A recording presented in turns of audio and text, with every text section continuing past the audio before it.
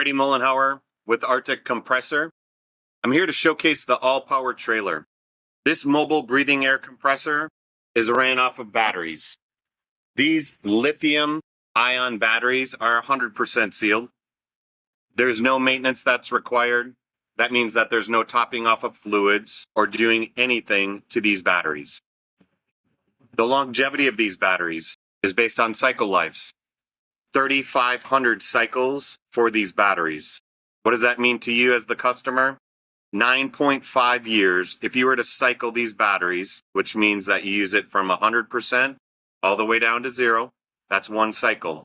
You did that every single day, it would last you 9.5 years. So the longevity of these batteries is a very long time. God forbid something were to happen to these batteries, they overheat, they combust, they're going to put themselves out. That's what they're designed to do. Wanted to provide that information to you, getting a lot of questions about this, a lot of inquiries. Please let us know, reach out to us. We'll be more than happy to provide any proposals, demos of these all-power trailers. I appreciate your time. And again, thank you for choosing Arctic Compressor.